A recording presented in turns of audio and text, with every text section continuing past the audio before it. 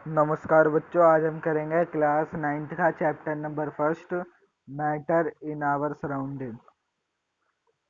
ये हमारा चैप्टर है matter in our surrounding, class 9th का चैप्टर फर्स्ट। और ये आपके फाइनल टर्म तक 4 नंबर का तो क्वेश्चन इसमें से जरूर आता है, और एक एक नंबर के भी इसमें एमसीक्यू बहुत बनने के चांस है। और अब तो सीबीएसई का जो नई सिलेबस आया है उसके अनुसार है कि 20-20 एमसीक्यू आएंगे, तो 20 एमसीक्यू में से बहुत एमसीक्यू इसमें से बनने के आपके चांस है। तो हम शुरू करते हैं क्लास 9th का चैप्टर नंबर फर्स्ट, साइंस का, मैटर इन आवर सराउंडिंग। हाँ, सबसे पहले हमें पढ़ना मैटर, कि मैटर होता क्या है। मैटर होता क्या है, एक सिंपल डेफिनेशन है, anything which have space and mass is known as matter। कोई भी चीज जिस पे स्पेस होता है और अपना मास होता है उसे हम कहते हैं मैटर। अगर आपको एक्सप्लेन द मैटर या 3 नंबर का है व्हाट इज मैटर, तो आप ये लिख सकते हो। यह आपको याद रखना जरूरी है। व्हाट इज मैटर 1 नंबर की डेफिनेशन आती है, कभी कभार 3 नंबर का भी आ जाता है इसमें, तो ये आपको याद जरूर रखना है। The matter is a material of which everything in this universe. Matter एक ऐसा मटेरियल है जिससे कारण सब चीज हमारे जो यूनिवर्स में है। In and around us it is made up of different shapes. मतलब जो जितने भी चीज हमारे आसपास है वो डिफरेंट डिफरेंट स्टेट में, डिफरेंट डिफरेंट शेप में बनी हुई है। वो किससे बनी है? मैटर से बनी है। It as anything. तो अभी आपकी यहाँ से डेफिनेशन आ गई इट से। It as anything that occupied space and has mass and offer resistance to any applied shape। मतलब कोई भी चीज जिसके पास अब मास होता है और स्पेस होता है और वो किसी भी शेप को रेजिस्टेंस, मतलब उसे जगा दे या वो किसी शेप में बनी हुई हो, उस ये है मैटर का आपका टॉपिक। और मैटर क्या होता है? Anything which occupied space and mass. जिसके पास स्पेस एंड मास होता है वो कोई भी चीज क्या होती है? मैटर होता है। इसके बाद है आगे फिजिकल नेचर ऑफ मैटर। सबसे पहले हमें फिजिकल नेचर ऑफ पार्टिकल देखना है। मैटर का हम बाद में देखेंगे, अभी देखते हैं फिजिकल नेचर ऑफ पार्टिकल। एक बात मैं बता दूं, जो मैटर होते हैं, मैटर वो किससे बने होते हैं? मैटर बने होते हैं पार्टिकल से। किससे? पार्टिकल। और पार्टिकल किससे बना होता है वो आप पढ़ोगे चैप्टर 3rd में, जो कि है एटम वाला जो आपका चैप्टर है, आप उसमें पढ़ोगे। ये आपको याद रखना है, जो मैटर होते हैं वो पार्टिकल से बने हुए होते हैं। अब है कि नेचर ऑफ पार्टिकल, मतलब जो पार्टिकल होता है उनका नेचर क्या होता है जिससे मैटर बने हुए होते हैं। तो सबसे पहले है matter is made up of particles. जो मैटर है वो पार्टिकल से बने हुए होते हैं, मैंने आपका ऊपर बता दिया। This particle of matter are very very small. जो पार्टिकल होते हैं ना मैटर के, वो बहुत स्मॉल होते हैं, इतना स्मॉल होता है कि हम उन्हें अपनी आंखों से देख भी नहीं सकते। जो मैटर होता है वो पार्टिकल से बने होते हैं और उनके पार्टिकल बहुत छोटे हैं जिसे हम अपनी आंखों से भी नहीं देख सकते। ठीक है। इसके बाद आता है कैरेक्टरिस्टिक्स ऑफ पार्टिकल। मतलब ये पार्टिकल जो हमने पढ़ा, इनके कैरेक्टरिस्टिक्स क्या होती हैं? इनके 3 बेसिक कैरेक्टरिस्टिक्स होती हैं। ठीक है। कितनी होती है? 3 होती है। कितनी? 3। तो number first, characteristics of particles, ये यहाँ पे लिखा है। नंबर पहला, particle of matter are continuously moving. जो पार्टिकल होते हैं मैटर के, वो लगातार क्या करते रहते हैं? मूव करते रहते हैं, घूमते रहते हैं। नंबर सेकंड है, particle of matter have space between them. जो पार्टिकल होते हैं मैटर के, उनके बीच में स्पेस होता है। और नंबर थर्ड है particle of matter are attract each other, वो एक दूसरे को अट्रैक्ट करते हैं। अब इन तीनों का मैं आपको एग्जांपल देता हूँ, जो चीज़ यहाँ पे लिखी है मैं उसे भी आपको बताने की कोशिश कर। तो अब हम इन्हें देखते हैं।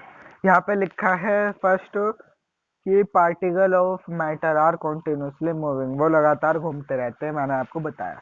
इसका बाद है डे प्रोसेस काइनेटिक एनर्जी, वो जो है काइनेटिक एनर्जी की हेल्प से घूमते हैं।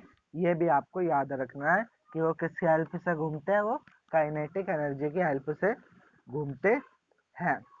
काइनेटिक एनर्जी क्या होती है? अब आपके मन में ख्याल होगा कि काइनेटिक एनर्जी क्या होती है। आपको ये इसके बारे में पूरा पढ़ना है आपके चैप्टर नंबर 11 में, जो कि है वर्क एंड एनर्जी। मगर अभी मैं आपको छोटा सा अगर स्पष्ट रूप में बताऊं तो आप ये लिख लो कि एनर्जी ड्यू टू मोशन, जो भी मोशन के लिए जो एनर्जी होती है, जो मोशन करने से जो एनर्जी प्रोड्यूस होती है, उसे हम क्या कहते हैं? Kinetic energy. As the temperature rise particle move faster, जैसे ही टेम्परेचर बढ़ता है वैसे ही जो पार्टिकल होता है वो तेज तेज घूमने लगते हैं। Because kinetic energy of the particle increase, जो काइनेटिक एनर्जी होती है पार्टिकल की वो क्या कर जाती है? इंक्रीज कर जाती है। क्योंकि उनका टेम्परेचर क्या हो जाता है? उनका टेम्परेचर हो जाता है हाई, इसलिए वो काइनेटिक एनर्जी घूमने ज़्यादा तेज हो जाती है। जो पार्टिकल होते हैं वो तेज तेज घूमने लगते हैं, उनकी काइनेटिक एनर्जी, जो उनका मोशन करने की एनर्जी है, जिसे हम काइनेटिक एनर्जी कहते हैं, वो क्या हो जाती है? इंक्रीज। इसके बाद हमें सेकंड दे रखा है particle of matter have space between them, जो पार्टिकल ऑफ मैटर होते हैं उनके पास स्पेस होता है उनके बीच में। इसमें दे रखा है we make tea, coffee, lemonade, नींबू पानी, particle of one type of matter get into the space between the particle of other. इसमें क्या दे रखा है? इसमें आपको दे रखा है कि जैसे आपने घर में चाय बनाते होंगे, कॉफी बनाते हो, नींबू पानी बनाते हो, तो उसमें क्या होता है? आप उसमें चीनी डालते हो तो चीनी मिल जाती है। कॉफ़ी में आप कॉफ़ी पाउडर डालते हो, वो मिल जाता है। ठीक है, नींबू पानी में आपने सॉल्ट डाला, वो मिल जाता है, वो गायब हो जाता है। तो बहुत लोग सोचते होंगे कि जाते कहाँ है। ये इसका एग्जांपल है कि particle of matter space between them. मान लो ये एक मैट पार्टिकल है, ये एक पार्टिकल है, इनके बीच में ये स्पेस होता है। वो लेमनेड और जो भी हम चीज डालते हैं वो सब जो इन पार्टिकल्स के बीच में जो स्पेस होता है उनके पास चली, उनके वहां पे बीच में जाके बैठ जाती है। इसके बाद they so there is enough space between particle of matter, ये हमें दिखाता है कि पार्टिकल ऑफ मैटर के बीच में बहुत ज़्यादा स्पेस होता है। इसका एक नीचे आपको एक्टिविटी दे रखी है कि आपने पार्टिकल ऑफ वाटर होते हैं, वो बहुत सारे होते हैं। वाटर में बहुत मिलियंस ऑफ पार्टिकल होते हैं। मान यह आपने एक गिलास लिया, इसके अंदर आपने सॉल्ट ऐड कर दिया, बाद में मिलाया तो सॉल्ट क्या हो गया? गायब हो गया, है ना? ये है इसमें। और यही आपको पढ़ना है कि वो सॉल्ट कहाँ गया, वो जो भी पार्टिकल है उनके बीच में जो स्पेस है वो वहाँ पे जाके बैठ गया, वहाँ पे जाके वो सेट हो गया, जिसकी वजह से हमें लगता है कि वो घुल गया। और यही हमें बताता है कि जो पार्टिकल के बीच में जो स्पेस होता है वो बहुत सही मात्रा में होता है, जहाँ पे कि बहुत सारी चीज आ सकती है। तो हमने पहले पढ़ा particle of matter continuously moving. आपसे पेपर में पूछ सकता है कि गिव रीजन दो कि particle of matter are continuously moving, कि वो क्यों घूमते रहते हैं। ठीक है, आपका सेकंड में दे देगा कि particle of matter have space between them, इसका भी कह देगा रीजन दो कि आप कैसे शो कर सकते हो कि उसके अंदर स्पेस होता है उनके बीच में, तो ये आप कर सकते हो। इसके बाद है particle of matter attract each other. जितने भी जो पार्टिकल होते हैं मैटर के वो एक दूसरे को अट्रैक्ट करते हैं, जैसे कि आप देख सकते हैं। आपने मान लीजिए आपके नल का टैब है या आपके घर का नल है, ये ये नल है। यहाँ से जो वो पानी आता है, आप उसके बीच में अगर अपना हाथ डालते हैं तो आपको बड़ी तेज चोट लगती है, आपको बहुत पेन होता होगा जब आप उसके बीच में डालते हो। क्यों? क्योंकि वो जो है एक दूसरे को अट्रैक्ट कर रहा होता है, वो बहुत स्पीड से नीचे आता है अट्रैक्शन की स्पीड के साथ, जिन्हें आप नहीं तोड़ सकते। अगर आप तोड़ोगे तो आपको बहुत ज़्यादा पेन होएगा, ठीक है। और आपकी जो स्ट्रीम होती है वाटर की, वो आपके फिंगर को ब्रेक कर सकती है, इफेक्ट कर सकती है बहुत ज़्यादा, ठीक है। इससे ही हमें पता चलता है कि जो फोर्स ऑफ अट्रैक्शन होती है पार्टिकल्स के बीच में, वो भी बहुत ज़्यादा होती है। इसके बाद मैं कुछ एक्स्ट्रा आपको बता दूंगा कि जो बता रहा हूँ कि जो स्पेस होता है पार्टिकल के बीच में, और जो काइनेटिक एनर्जी होती है पार्टिकल की, वो सबसे कम रहती है सॉलिड में। सॉलिड, मान लीजिए आपके पास वुड है, वुड को आप वुड के बीच में आप हाथ नहीं दे सकते, है ना। कि वुड रखी हो या आपने उसके बीच में हाथ दे दिया, जैसे पानी के बीच में हाथ दे देते हो वैसे दे सकते हो? नहीं दे सकते, ठीक है। और उसकी काइनेटिक एनर्जी भी उस पार्टिकल की होती ही नहीं है। मान आप नो ही लिखो तो अच्छा, बहुत बहुत बहुत कम होती है, क्योंकि सॉलिड एक जगह रखा रहता है, वो मूव नहीं कर सकता। और काइनेटिक एनर्जी क्या होती है? जो एनर्जी ड्यू टू मोशन, जो मोशन की में जो एनर्जी प्रोड्यूस होती है उसे हम काइनेटिक एनर्जी कहते हैं। तो हमें क्या पता चला, सॉलिड के बीच में के पार्टिकल में स्पेस भी कम होता है और काइनेटिक एनर्जी भी लो होती है। बट लिक्विड में ये नॉर्मल होता है, उनके लिक्विड के बीच में स्पेस भी होता है और लिक्विड के बीच में काइनेटिक एनर्जी भी होती है, कम होती है। और सबसे ज़्यादा काइनेटिक एनर्जी होती है गैस में।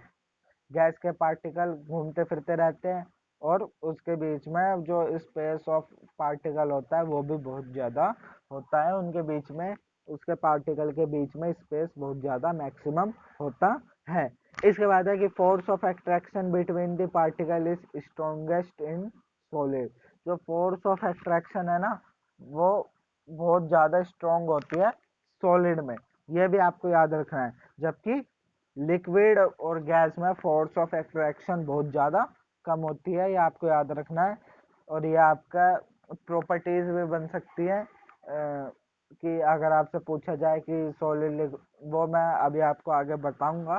पहले आप इतना देखिए कि जो फोर्स ऑफ अट्रैक्शन होती है वो सॉलिड में ज़्यादा होती है, लिक्विड में नॉर्मल होती है, और सबसे वीक जो होती है गैस में होती है। और जो मूवमेंट ऑफ पार्टिकल होता है वो सबसे कम होता है सॉलिड में, क्योंकि सॉलिड के पार्टिकल हिलते नहीं है, वो एक जगह फिक्स रहते हैं। जबकि लिक्विड के और गैस के जो पार्टिकल है वो हिलते रहते हैं, वो इधर उधर चलते रहते हैं, मूव करते रहते हैं, ठीक है।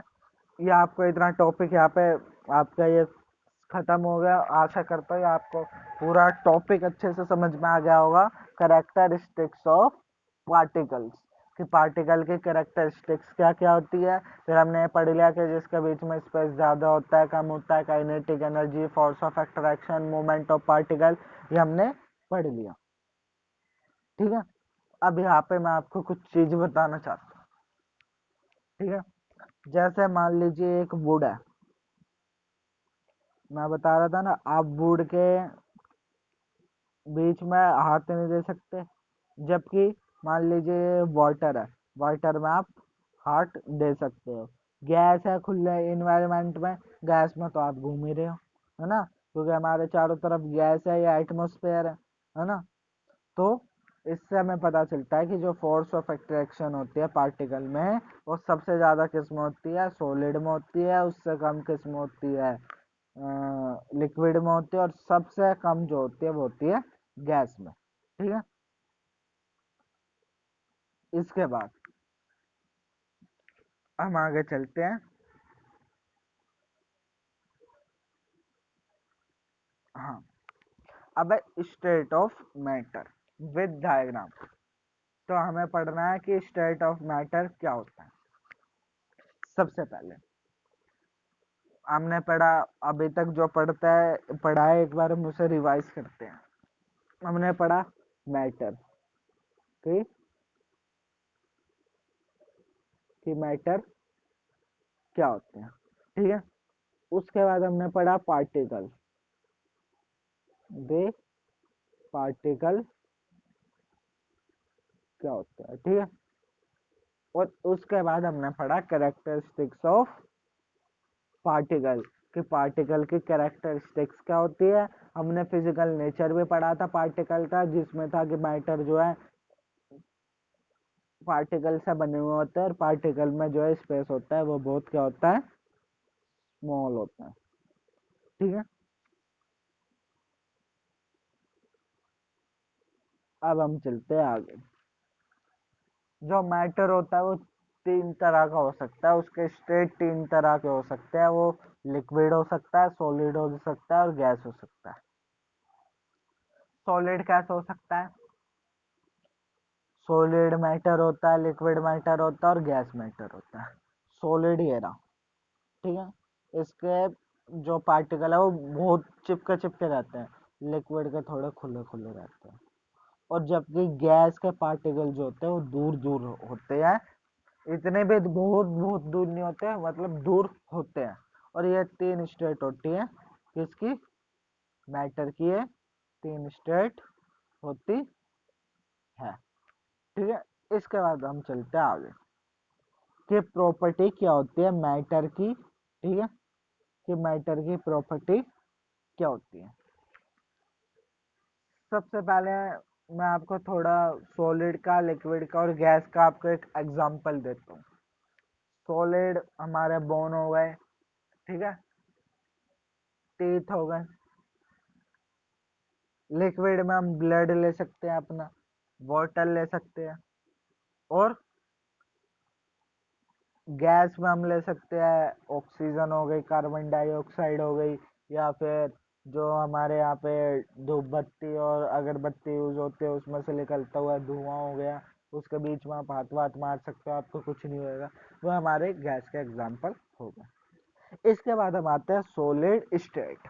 सबसे पहले हम इसमें देखते हैं कैरेक्टरिस्टिक्स क्या आती है। ये आपको ये यहाँ पे दे रखी है, ये दे रखी है आपको यहाँ पे कैरेक्टरिस्टिक्स, ठीक है। नंबर फर्स्ट इसमें दे रखा है हैव डेफिनाइट शेप। सॉलिड की हमेशा डेफिनाइट शेप होती है। ये नहीं कि मान लीजिए वो आज ऐसे शेप में और कल वो ऐसे ऐसे शेप में हो गया, वो अगर आज ऐसे शेप में है तो ऐसे में ही रहेगा। एक एग्जांपल मैं लेता हूँ चेयर का। जैसे चेयर है, अगर वो आज कुर्सी की शेप में है तो कल वो कुर्सी की शेप में रहेगी, वो चद्दर जैसे शेप में नहीं बन जाएगी। ये आप ध्यान रखेंगे, ठीक है। उसकी डेफिनाइट शेप होती है। इसके बाद लिखा है डिस्टेंट बाउंड्री। हाँ, वो डिस्टेंट बाउंड्री का मतलब क्या होता है, अगर कोई चीज सॉलिड है, मान लीजिए आपका घर है, वो सॉलिड ही तो होता है। तो मान लिया हमने ये घर है, ठीक है, ये एक घर है, ठीक है। ये ये इसकी ये जो बाउंड्री है ना, ये डिस्टेंट रहेगी, मतलब बिना हिले डुले ये यहीं पे ही रहेगा। ये नहीं कि आज उसकी बाउंड्री यहाँ है तो कल वो यहाँ बन जाएगी।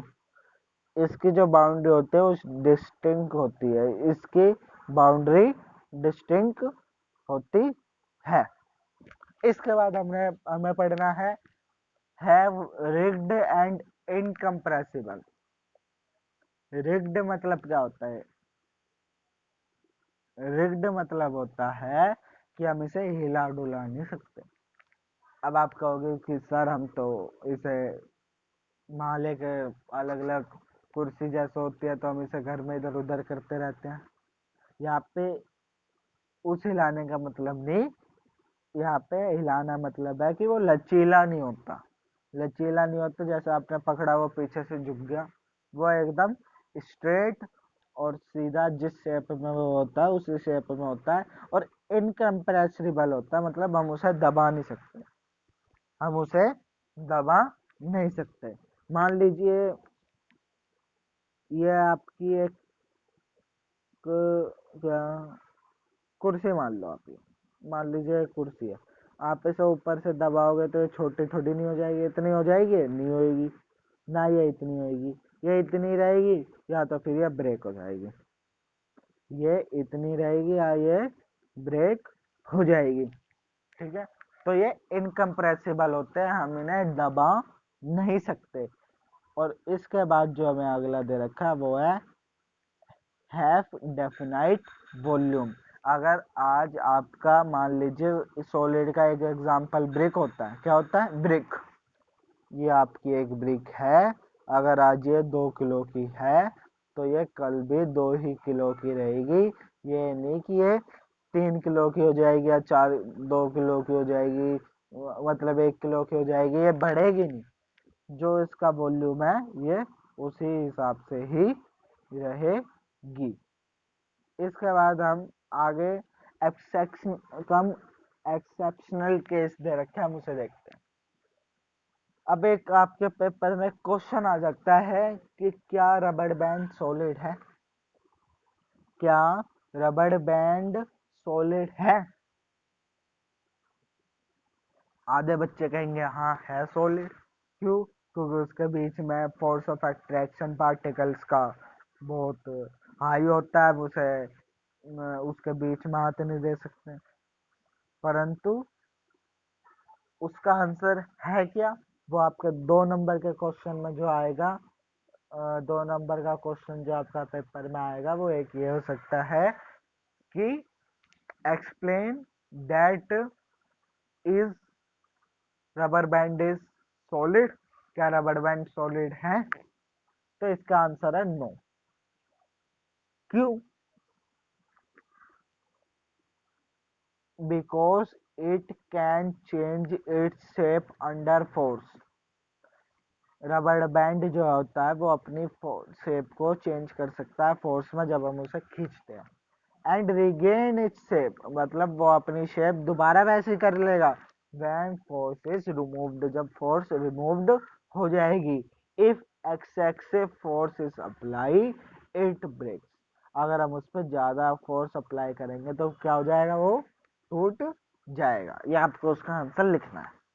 दिस सॉलिड है फिक्स एंड रिग्ड शेप, ये भी आपको याद रखना है, ये मैंने ऊपर बता ही दिया।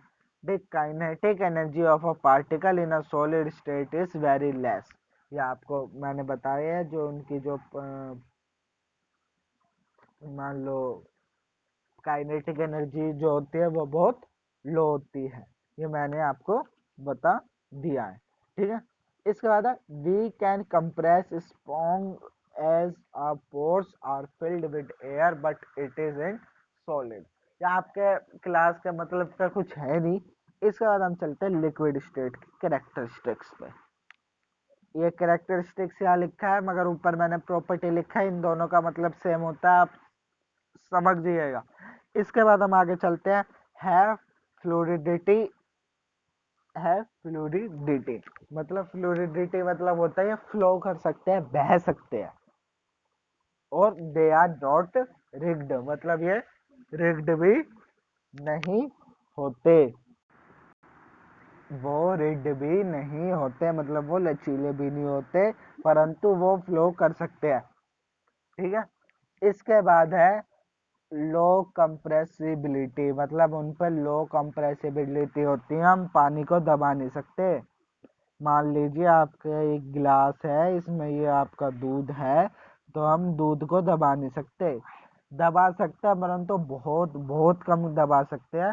ठीक है, तो इस पे क्या होता है, लो कंप्रेसिबिलिटी होता है, ये आपका ये रहा बी पॉइंट, लो कंप्रेसिबिलिटी।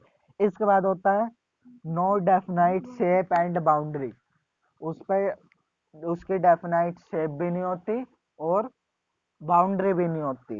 अगर आप मान लो ये भिगोना है, और अगर आपने इसमें पानी डाल दिया इतना, तो ये कंटेनर, भिगोने को कंटेनर कहते हैं, तो ये उसी शेप में ही बन जाएगा। ठीक है। और अगर आपने ये गिलास में डाल दिया तो ये गिलास की शेप का बन जाएगा। ठीक है। तो मतलब इनमें क्या होता है, नो डेफिनाइट शेप, इनकी डेफिनाइट शेप नहीं होती और ना ही इनकी डेफिनाइट बाउंड्री होती है। मैं इसे आपको इसलिए एक्सप्लेन करूँ ताकि आपके हमेशा के लिए याद रहे, आप भूलो ना। And they take the shape of the vessel, अगर हम उन्हें कंटेनर में या ग्लास में या किसी और चीज में डाल लेंगे तो वो उसी वेसल, उसी बर्तन की शेप ले लेगा। है वह डेफिनाइट वॉल्यूम, उन पर डेफिनाइट वॉल्यूम होता है, ये याद रखना। अगर किसी बाल्टी में 5 लीटर मान लीजिए पानी है तो ये 5 लीटर रहेगा, ये 4.5 या फिर 6 लीटर नहीं बन जाएगा, ये याद रखना। इसका डेफिनाइट वॉल्यूम होता है। इसके बाद इसके बाद है कि force of attraction between the particle of liquid keep its volume same. आपको एक क्वेश्चन आ सकता है 1 नंबर का कि लिक्विड है definite volume, why? Because the force of attraction between the particle of liquid keep its volume same. उनका जो force of attraction होती है उनके बीच में, वो उसका वॉल्यूम सेम रखती है। इसका सेकंड पॉइंट है कि liquid are the substance having fix definite volume and no fixed shape. जो लिक्विड होता है उसका वॉल्यूम तो डेफिनाइट होता है, मतलब फिक्स होता है, परंतु फिक्स शेप नहीं होती है, याद रखना। They take the shape of container in which they are stored, वो किसी भी चीज में स्टोर करते हैं, किसी चीज में रखते हैं, वो उसी की शेप ही ले लेता है। ठीक है। इसके बाद है कि class oxygen and carbon dioxide from the atmosphere diffused and dissolving in water due to these gases aquatic plant and animal are able to survive। जो ऑक्सीजन और कार्बन डाइऑक्साइड है एटमॉस्फेयर में डिफ्यूज करती रहती है। डिफ्यूज मतलब क्या होता है, आती है जाती है, आती है जाती है, ये डिफ्यूज मतलब होता है। असली डिफ्यूजन की डेफिनेशन आपको chapter 5 fundamental unit of life में पढ़नी है। अब डिफ्यूज मतलब जान लो, आती है और जाती है इन वाटर, जिसकी वजह से एक्वाटिक एनिमल और एक्वाटिक प्लांट सरवाइव कर पाते हैं। और diffusion is a much more in the liquid, liquid के अंदर ज़्यादा डिफ्यूजन होती है और सॉलिड के अंदर उनका पार्टिकल फ्री होता है। इसके बाद हम इसमें हमारी देर थोड़ा, आपको मैं इसलिए स्लो लेके जा रहा हूँ ताकि आपको अच्छे से समझ आ जाए। अगर आपको वीडियो अच्छी लग रही हो तो हमारे चैनल को प्लीज़ लाइक करें, शेयर करें और सब्सक्राइब तो ज़रूर करें। इसके बाद है गैसियस स्टेट। गैसियस स्टेट क्या होती है वह फ्लूइडिटी, मीन्स गैस बह सकती है। मान लीजिए एयर है, वो बहती है। आप यहाँ एसी में से आने वाली हवा भी गैस, वो भी बहती है। हाई कंप्रेसिबिलिटी, हम इन्हें दबा सकते हैं। क्या कर सकते हैं, दबा सकते हैं। मान लीजिए ये आपका सिलेंडर है, मेरी ड्राइंग इतनी अच्छी नहीं है। मान लीजिए आपका सिलेंडर है, ये चाहे तो 1 किलो गैस से भर जाएगा, परंतु आपका सिलेंडर होता है 29 kg का, जिसमें से 14 किलो उसमें गैस रहती है और 15 किलो उसका वेट रहता है। ठीक है। 15 किलो उसका वेट रहता है, 14 किलो की उसमें गैस रहती है, परंतु वो 1 किलो गैस से भी भर सकता है, परंतु उसे इतना कंप्रेस किया जाता है, उसे इतना दबाया जाता है कि वो उसमें 14 किलो गैस आ जाती है। इसलिए सीएनजी की फुल फॉर्म क्या है? सीएनजी की फुल फॉर्म आप सभी ने पढ़ी होगी। सीएनजी की फुल फॉर्म है कंप्रेस नेचुरल गैस। क्या है? कंप्रेस नेचुरल गैस, नहीं, सीएनजी, हाँ, कंप्रेस नेचुरल गैस। ये आपको याद रखना है, क्योंकि जो हमारी गाड़ी में जो सीएनजी भरी जाती है वो बहुत कंप्रेस होती है। जब भी वो कहते हैं कि प्रेशर नहीं आ रहा, ये नहीं आ रहा, तो ये आपको याद रखना। ठीक है।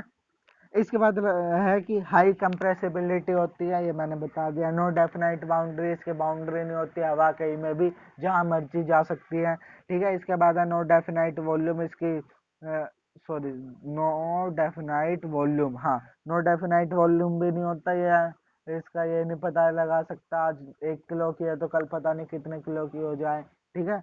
और डेफिनाइट शेप भी नहीं होती इसकी। ये आपका गैस का टॉपिक की प्रॉपर्टी भी यहाँ पे खत्म हो गई।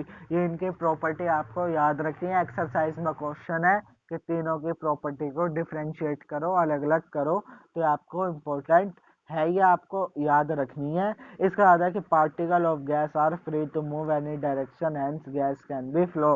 जो पार्टिकल होते हैं वो गैस के इधर उधर घूम सकता है, इसलिए वो कहते हैं कि गैस फ्लो करती है। और जो गैस होती है वो gas are the substance that do not have, और गैस के पास फिक्स वॉल्यूम भी नहीं होता, और जो वॉल्यूम होता है वो हम सबके पास, इन सबके पास होता है, परंतु गैस के बाद नहीं होता। इसके बाद ये दे रखा है कि हम जो है स्टेट कैसे चेंज कर सकते हैं, टेम्परेचर से। हम टेम्परेचर से कैसे स्टेट चेंज कर सकते हैं। मान लीजिए वाटर है, एग्जाम्पल मैं आपका ले रहा हूँ वाटर। वाटर 3 स्टेट्स में होता है, ठीक है। Number first, solid, liquid, gas. Solid में वाइज में होता है, लिक्विड में वाटर में होता है, और गैस में वाटर वेपर में होता है, जिसे हम भाप कहते हैं। हम उसके तीनों बार स्टेट चेंज कर सकते हैं। अगर हम आइस को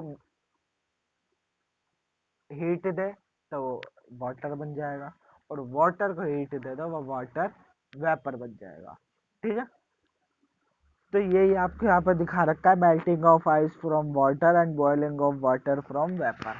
और इस पे से एक बहुत बढ़िया क्वेश्चन आपका निकल के आता है, वो है कि टेम्परेचर रिमेन सेम।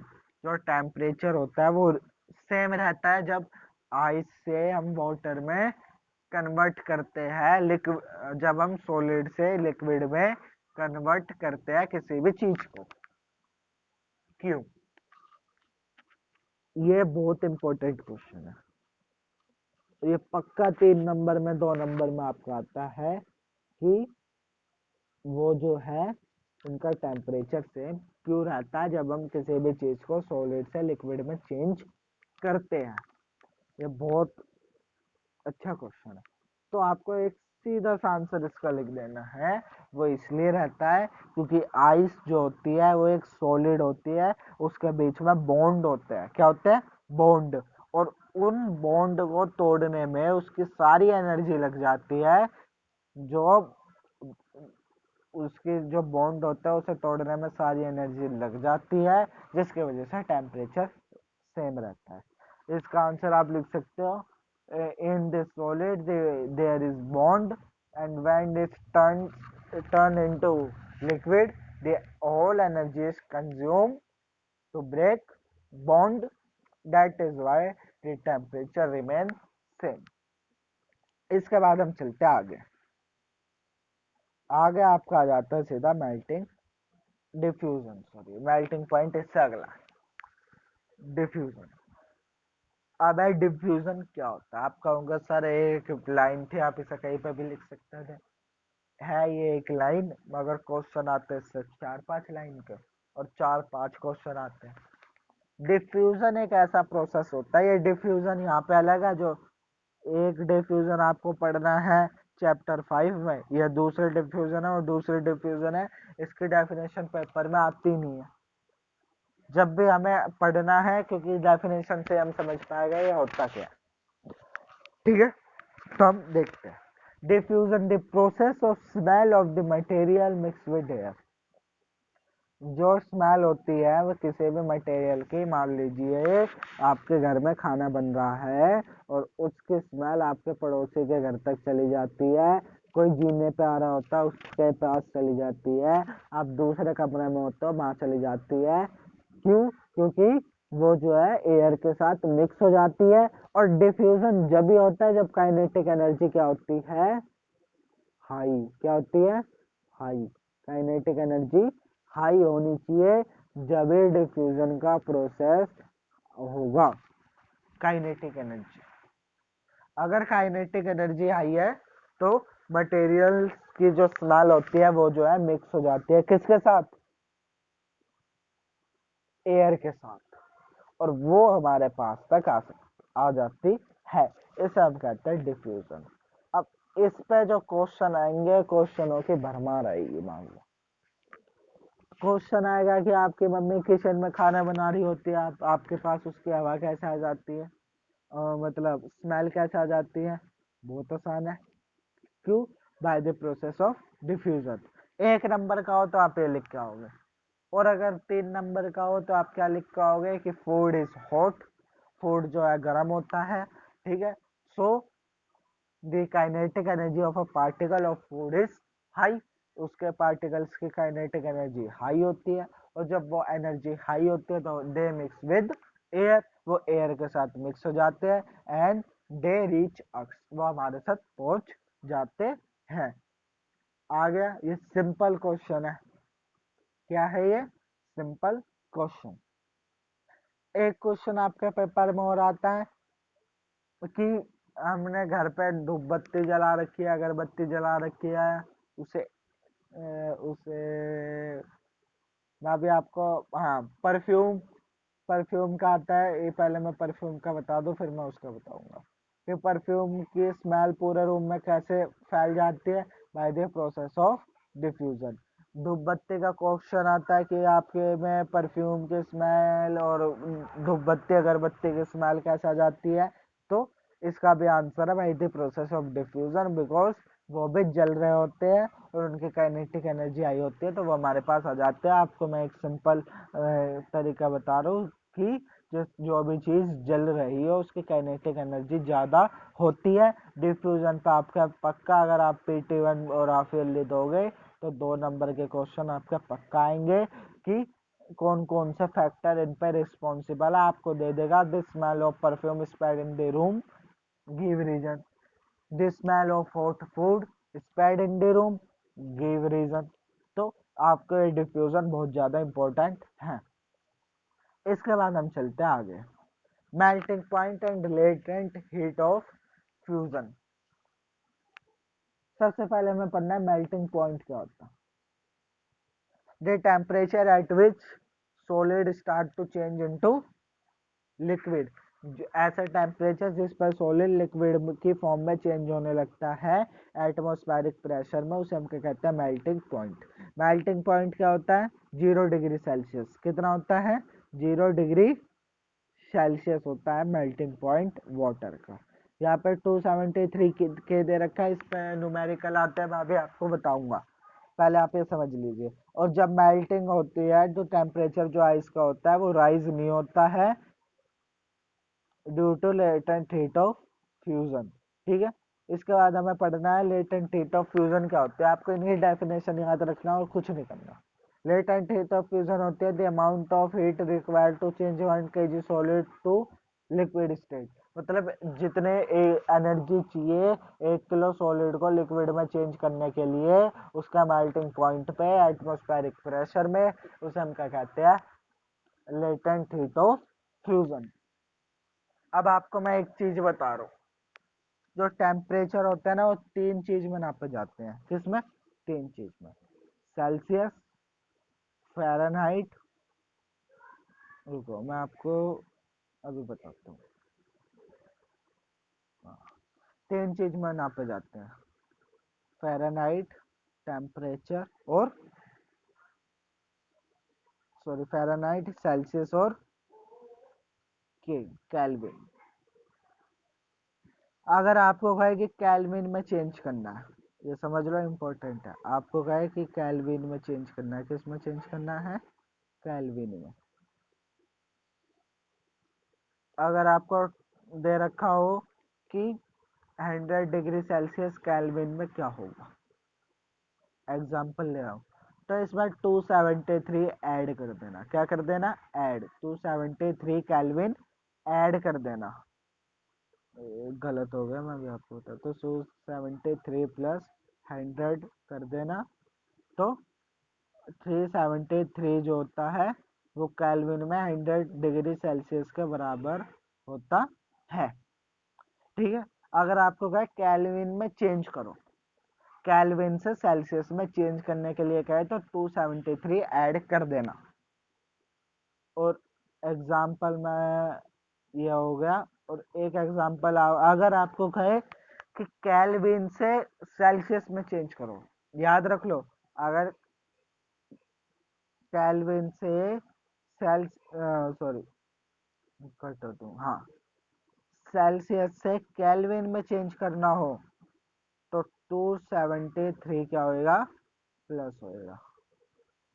ठीक है, और अगर अगर केल्विन से सेल्सियस में चेंज करना हो तो 273 क्या होएगा, माइनस होएगा। क्या होएगा, माइनस। इसका मैं भी आपको बताता हूँ एक एग्जांपल। मान लीजिए आपको दे रखा है 278 केल्विन दे रखा है। अब ये कहेगा कि इसे चेंज करो टेम्परेचर सेल्सियस में। तब हम इसे सेल्सियस में चेंज कैसे करेंगे, देखिए 278 है, इसमें से 273 माइनस कर देंगे। 278 में से 273 माइनस कर देंगे तो क्या आ गया, आपका आ गया 5 डिग्री सेल्सियस। तो कितना आ गया, 5 डिग्री सेल्सियस। अगर आपको कहे कि केल्विन से सेल्सियस में चेंज करना है तो माइनस, और सेल्सियस से केल्विन में चेंज करना है तो प्लस। ठीक है,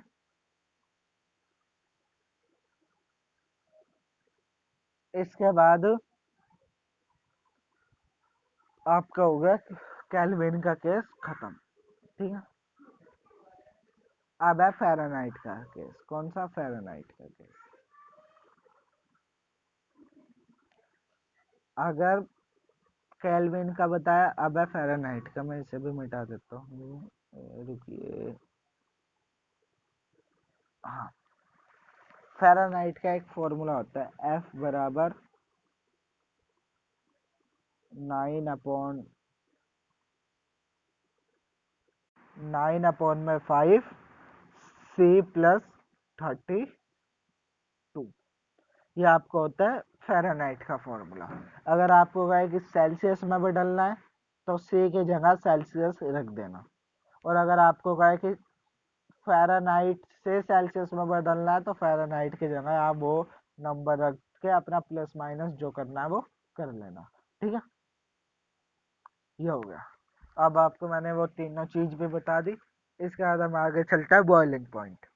बॉइलिंग पॉइंट क्या होती है, the temperature at which liquid boil at a temperature at which liquid boil and form water vapor। जब लिक्विड बॉयल होकर वाटर वेपर बना ले या वेपर बना ले एटमॉस्फेरिक प्रेशर पर, उसे हम क्या कहते हैं, बॉइलिंग पॉइंट। बॉइलिंग पॉइंट क्या होता है, 100 डिग्री सेल्सियस, और मेल्टिंग पॉइंट होता है 0 डिग्री सेल्सियस।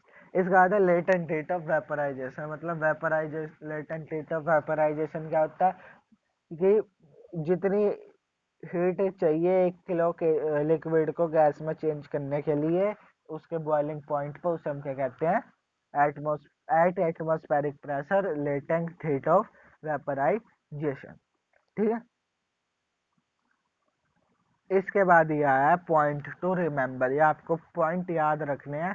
ठीक है, नंबर फर्स्ट है कि 100 डिग्री सेल्सियस पर क्या होता है, energy of water vapour more होती है 90 energy of water as 100 degree Celsius. ये आपको याद रखना है। आपके क्वेश्चन में पेपर आएगा, why does steam cause more severe burn than boiling point.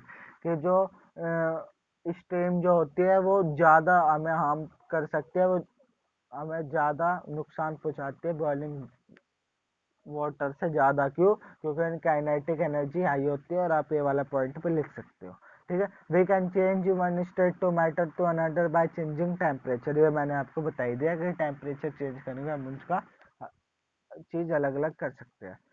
मैं आपको सॉलिड से अगर हम हीट करेंगे लिक्विड बन जाएगा, कूल करेंगे सॉलिड बन जाएगा, और लिक्विड को हीट करेंगे गैस, कूल करेंगे तो लिक्विड ही रहेगा। और ठीक है, आपको इतना याद रखना है। इसके बाद है कि 25 डिग्री सेल्सियस पे जो वाटर होता है वो लिक्विड होता है, 0 पे सॉलिड होता है, ठीक है, और 100 पे गैसियस स्टेट में होता है। ये वाटर का दे रखा है आपको, किसका?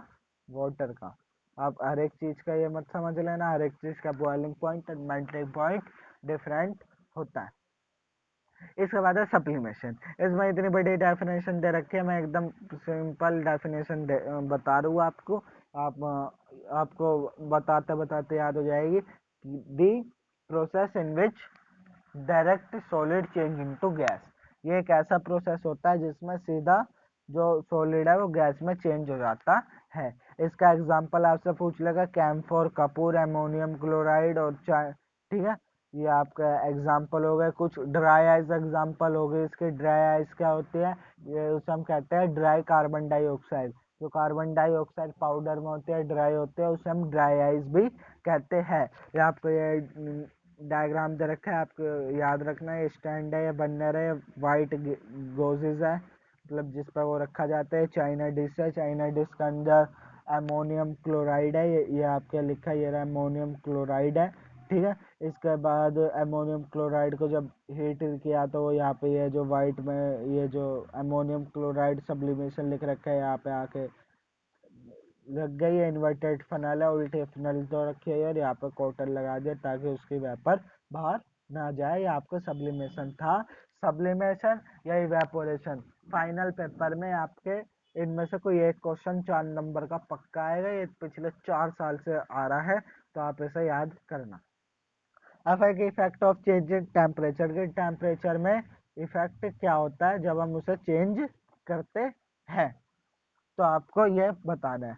नंबर फर्स्ट, आपका एक क्वेश्चन आएगा पेपर में, एमसीक्यू में आ सकता है कि जो टेम्परेचर होता है, सॉरी, जो हमें एयर को लिक्विफाइड कैसे कर सकते हैं, ये रहा उसका आंसर। हम एयर को लिक्विफाई कर सकते हैं उसका टेम्परेचर कम करके, ठीक है, उसका टेम्परेचर कम करके और उसे कंप्रेस करके। उसे कंप्रेस करो और उसका टेम्परेचर कम कर दो तो वो क्या हो जाएगी? लिक्विफाइड हो जाएगी। If we compress gas in a cylinder, the distance between the particle of gas is reduce and finally gets liquefied on a lowering temperature. Low temperature पर वो लिक्विफाइड हो जाती है, ठीक है। इसके बाद आपको इधर रखा, by applying high pressure the particle of gas can be brought closer together. ये मैंने आपको पहले बता दिया कंप्रेसिबल वाले केस में। ये सारे पॉइंट मैंने बता दिए। सॉलिड कार्बन डाइऑक्साइड को हम ड्राई आइस कहते हैं, मैंने आपको बता दिया था। इस change into a carbon dioxide gas directly without changing into liquid, ये मैंने आपको बता दिया। अगर हम सॉलिड कार्बन डाइऑक्साइड मतलब ड्राई आइस को हम चेंज करेंगे सीधा सब्लिमेशन के प्रो उस हम चलाएंगे तो सब्लिमेशन का प्रोसेस होएगा, जिससे वो लिक्विड में चेंज ना होकर सीधा गैस बन जाएगी एट एटमॉस्फेरिक प्रेशर, ठीक है। इसके बाद हमें ये दे रखा है कि स्टेट कैसे चेंज होते हैं। अगर हम सॉलिड को मेल्ट करेंगे लिक्विड बन जाएगा, ठीक है, और उसे लिक्विड को बढ़ाएंगे तो वो इवेपोरेशन, और गैस को ठंडा करेंगे ये सब्लिमेशन। सब्लिमेशन ये आपको पूरा अच्छे से समझ आ गया होगा। इवेपोरेशन एंड कंडेंसेशन नहीं आता। कंडेंसेशन वो होता है जब वाटर वापर वाटर में चेंज हो जाता है, उसे हम कहते हैं कंडेंसेशन। जैसे यहाँ पे गैस है वो दोबारा लिक्विड में चेंज होगी, उसे हम क्या कहते हैं? कंडेंसेशन, ठीक है। इवेपोरेशन, अगला ही टॉपिक हमारा क्या है? वो है इवेपोरेशन। ये आ गया आपका इवेपोरेशन। इवेपोरेशन अगर मैं बताऊँ, evaporation is a process in which liquid change into vapour below its boiling point. ये एक ऐसा प्रोसेस है जिसके अंदर जो लिक्विड होता है वो कम हो जाता, वेपर में चेंज हो जाता है उसके बॉइलिंग पॉइंट के कम में। इसे हम अपने आसपास देख सकते हैं। अगर हम जमीन पे पानी डालते हैं तो वो उड़ जाता है, ठीक है। ये आप वाटर साइकिल में भी इवेपोरेशन एंड कंडेंसेशन पढ़ के आए हैं। इवेपोरेशन क्या होता है? सरफेस फिनोमिना सरफेस में होता है in which the liquid change into vapour at any temperature below its boiling point. ये मैंने आपको बता दिया, इसे इवेपोरेशन कहते हैं। जो पार्टिकल होते हैं सरफेस के वो लिक्विड में हाई काइनेटिक एनर्जी होती है उनकी दूसरों से ज़्यादा, और जो ब्रेक होते हैं, जो उनके बीच की फोर्स ऑफ अट्रैक्शन होती है वो ब्रेक हो जाती है, और वो जो है सरफेस से लिक्विड से सीधा वाटर के फॉर्म में इवेपोरेट हो जाते हैं। अब है कि फैक्टर इफेक्टिंग इवेपोरेशन के किन किन पे इवेपोरेशन डिपेंड करता है। अगर ये फैक्टर ना हो तो इवेपोरेशन बहुत स्लो होगा या लेट होगा। एक्सपोज सरफेस एरिया, एक्सपोज मतलब होता है उसे बढ़ा दो, सरफेस एरिया को बढ़ा दो। इसका एग्जांपल मैं आपको देता हूँ, टी। आप घर में चाय बनाते हैं, चाय अगर ठंडे करनी हो तो लोग घर में कहते हैं कि कटोरी ले लो। कटोरी इसलिए क्योंकि उसका सरफेस एरिया बढ़ जाता है, इवेपोरेशन जल्दी होती है, भाप जल्दी जल्दी उठती है और वो जल्दी ठंडा हो जाता है गिलास के मुकाबले। On increasing surface area the area of liquid, rate of evaporation increase in temperature. अगर हम टेम्परेचर बढ़ा देंगे, गर्मी ज़्यादा होगी, ज़्यादा इवेपोरेशन होगी और काइनेटिक एनर्जी भी इंक्रीज हो जाएगी, क्योंकि वो जल्दी जल्दी मोशन करेंगे। अगर इवेपोरेशन जल्दी होगी तो उससे भी इवेपोरेशन इफेक्ट होती है। ह्यूमिडिटी, ह्यूमिडिटी से भी इफेक्ट होती है।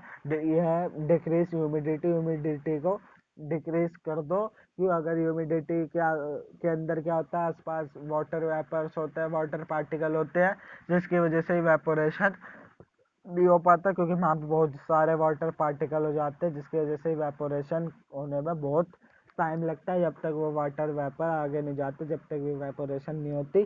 तो इसका एक ये है कि डिक्रीज ह्यूमिडिटी। इसके बाद है विंड। विंड को आप क्या करो, विंड स्पीड इंक्रीज कर दो, ठीक है। और अगर विंड स्पीड इंक्रीज करोगे तो ह्यूमिडिटी भी डिक्रीज हो जाएगी, क्योंकि हवा चलती फिरती रहेगी। और क्या है, जल्दी इवेपोरेशन भी अकर होगा। इसके बाद है इवेपोरेशन कॉज कूलिंग। जो इवेपोरेशन होती है वो कूलिंग कॉज करती है, ठीक है। इससे आपका बहुत क्वेश्चन आ सकते हैं, ठीक है। कि इवेपोरेशन कूस कूलिंग करती है, ये आपको याद रखना है। The cooling cause by evaporation, ये आपका फैक्ट दे रखा है कि कैसे करते हैं, आप इसे पढ़ सकते हैं। वार लेटेंट हीट ऑफ वेपराइजेशन के प्रोसेस की वजह से इवेपोरेशन कूलिंग कॉज करती है। जैसे आप एसीटोन अपने हथेली पे रखोगे तो क्या होएगा, वो उड़ जाएगा और आपको ठंडा ठंडा लगेगा। जैसे स्प्रिट होती है, सैनिटाइजर होता है, वो भी एसीटोन की तरह होती है, उसे भी हम रख के वो भी उड़ जाता है, ठीक है। इसके बाद आपका है कि we should wear cotton cloth in summer. हाँ, ये आपका एक क्वेश्चन। और इस पे भी आपका एक आ सकता है कि कि एसीटोन उड़ क्यों जाती है। अब आपके एक और क्वेश्चन आता है, why we wear summer cotton cloth in summer. तो आप ये भी बता सकते हो कि हम समर क्लॉथ क्यों पहनते हैं, उसमें क्या बोलते हैं, कॉटन क्लॉथ क्यों पहनते हैं समर में। क्यों? क्योंकि जो कॉटन क्लॉथ होते हैं वो हमारे स्वेट को, जो पसीना होता है उसे हम क्या कर लेते हैं, एब्जॉर्ब कर लेते हैं। एब्जॉर्ब करने के बाद वो गीले हो जाते हैं, तो वहाँ पे इवेपोरेशन होती है। इवेपोरेशन होती है तो वो कोस कूलिंग करते हैं। आपने खुद भी देखा होगा, ज़्यादा पसीने आ रहे होते हैं, फिर वो आपके कपड़े पसीने को सोख लेते हैं।